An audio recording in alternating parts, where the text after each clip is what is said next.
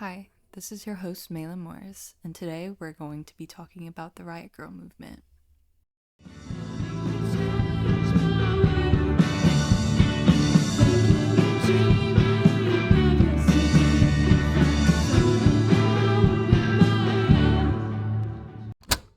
Riot Grrrl is a subculture made by women for women. Revolution is created in community and disruption, and the feminist Riot Grrrl movement created so. In a subculture based on music, politics, and art, its notable impact can be remembered in the feminist movement, with Riot Grrrl sending a punk message to society by empowering women and building solidarity with creativity and inspiration.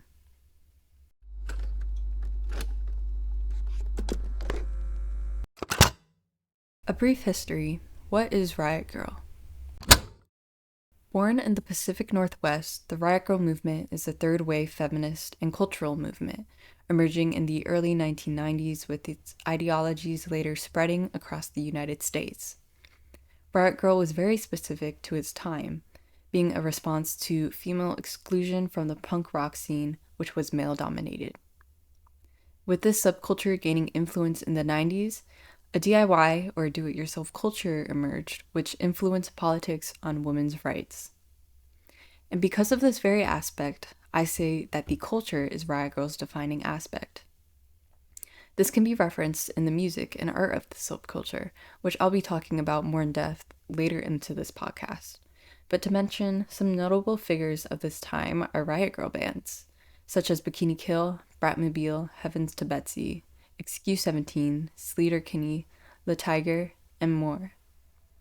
Overall, the Riot Grrrl movement was unapologetically committed to activism and fostering a sense of empowerment among women, providing a platform for those whose voices and experiences were underrepresented.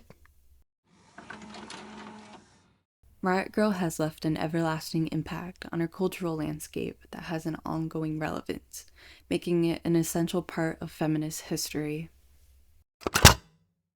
Riot Grrrl, the role of feminism. Riot Grrrl was a feminist response to the male-dominated punk and alternative music scenes at the time, which translated to the bigger movement of feminism. The activism of Riot Grrrl movement was prevalent in the 90s and included gender equality and combated issues like sexual assault and reproductive rights. Riot Grrrls were heavily engaged in political and social activism, organizing protests and events to promote awareness of the movement. Some examples of this recorded in history can be the 1992 Riot Grrrl convention that took place in Washington, D.C. in August. This convention brought together Riot Grrrls from various parts of the U.S. Another example may be Riot Grrrl Day at the United Nations in 1995, where Riot Grrrl activists organized a day at the United Nations in New York City where they discussed feminist issues and concerns. I want to note that though inclusivity were vital principles within the movement, it is important to recognize that there were issues to address intersectionality and dynamics of race, class, and sexuality within its feminist framework. To conclude this act, let me leave you with a quote on how Riot Grrrls have left an impact on feminists of today. Each generation might be more watered down and commodified, but the idea of girl power has reached girls all the same. This message is brought to you by me, sponsored by Riot Grrrl, a feminist student blog that is visually inspired by the Riot Grrrl movement. Riot Grrrl is focused on education to explore the intricacies and subcultures of intersectional feminism. The blogs are a space to promote content that highlights diverse experiences and perspectives. Join me on my journey towards exploring the history, present, and future of a more just and equitable society. To read more, head to www.mediawritingblogme.wixsite.com/riot. Thank you for listening to this intermission. Now let's get back to the podcast. Riot Grrrl, art and spreading the message. Riot Grrrl addressed feminism through artistic forms like music, posters, and zines, with an iconic look that represented the crass, provocative, and remarkable nature of women. The raw music of Riot Grrrl and its posters and signs helped connect women and like-minded individuals across the country. Starting with the music, the sound of Riot Grrrl music is distinct. It's unfiltered, energetic, angsty, heard through its aggressive guitar-driven sound and feminist punk attitude. Also, bands and artists in all-female bands, such as Bikini Kill, Bratmobile, La Tiger, Sleater-Kinney, and more, use movement and fashion in their performances to convey feminist message and unconventional artistic expression.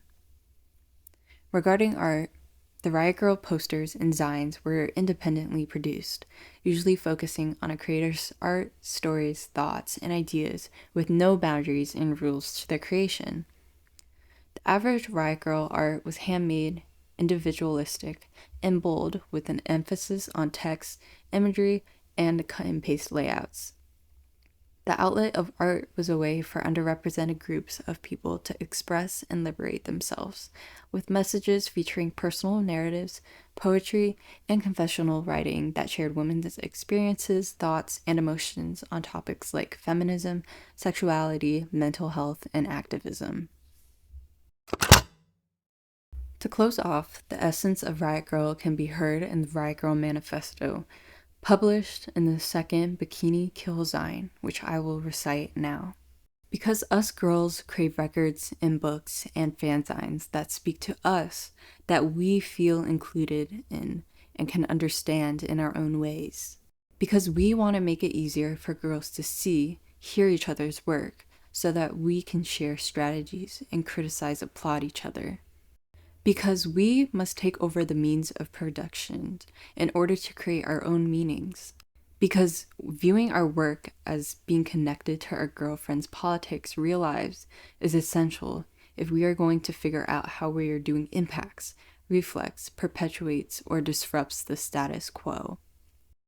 Because we recognize fantasies of instant macho gun revolution as impractical lies meant to keep us simply dreaming instead of becoming our dreams, and thus seek to create revolution in our own lives every single day by envisioning and creating alternatives to the bull Christian capitalist ways of doing things.